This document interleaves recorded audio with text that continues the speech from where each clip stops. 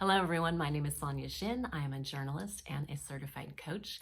I have spent years on camera doing modeling work and also reporting the news and being a spokesperson for different companies.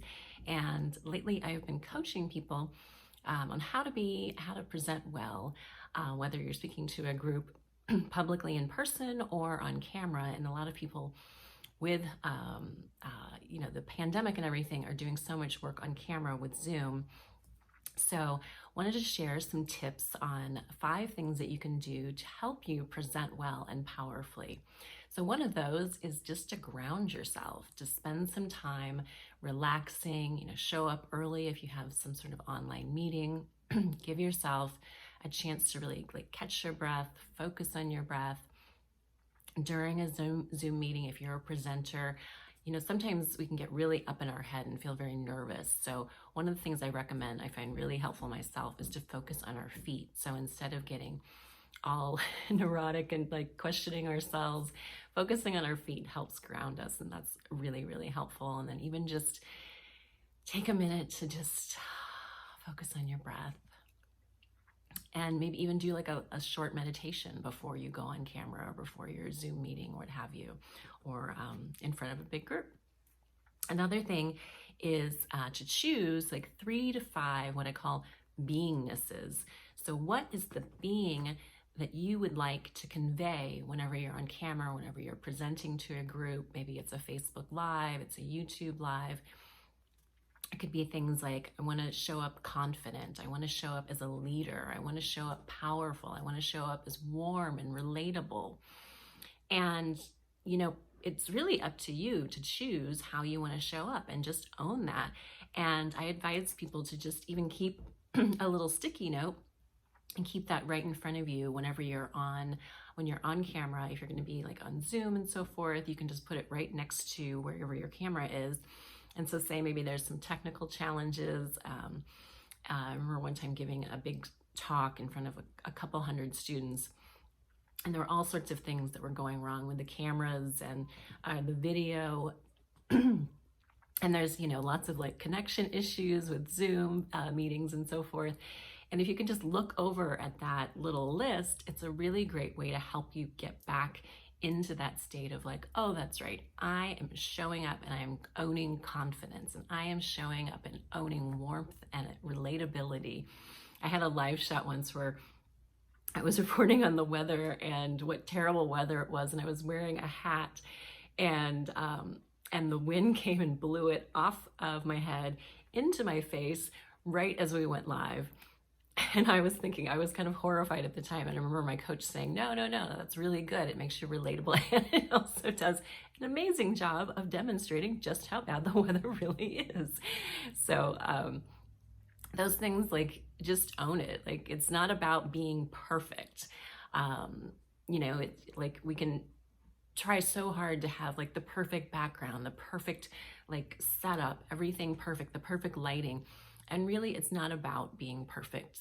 Nobody is perfect. Just own yourself and be authentic. I had a client say, he was going to be speaking with somebody else and he wanted to match her energy. I was like, well, that's great. And yet also, variety is the spice of life. Each one of us is unique and amazing in our own individual way. So it's not the point of us to all be the same. So decide what you want to be whenever you show up, whenever you're on camera or presenting to a group in person or on Zoom, and just own that. And it doesn't need to be the same as everybody else, because that would just be boring. And also, as you think of those things that you want to show up as, then wear things like clothes or jewelry.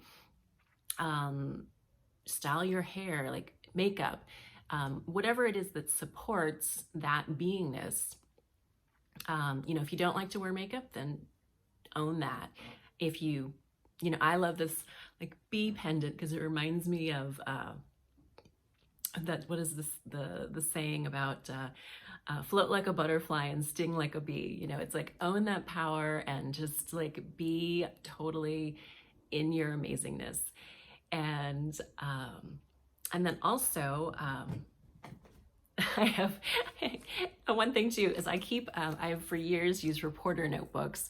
So I advise clients to just even keep a little, it could be a note card or like a easy to read notepad like this on hand. There have been so many times where, say I'm doing a live shot and, something happens, like the wind goes crazy or somebody, yells, and that has happened quite a bit. And so it's easy to get distracted by those things. But if you just have a little, or even my cat over here is like having a really great time playing, those distractions, like just having a little cheat sheet, just some outline points. You don't need to have every single word, and that can help you stay on track. And then the other thing is really just to smile, like be warm. It's easy to, as we're like listening to other people, go into like a really deep, thoughtful place.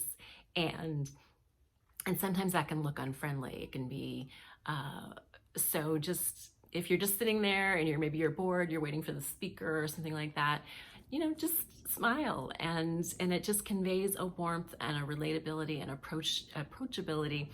And also it sends signals to your brain to help you even feel better and then be in your confident, amazing self and beingness that you want to convey. So again, thank you so much for joining me. Again, my name is Sonja Shin. I am a health journalist and a certified coach, and I do work with people one-on-one. With coaching, I have a 6-week accelerated program, and I also have a partner that I do group coaching with. And so if you'd like to learn more, check out my website at sonjashin.com. Have an amazing day.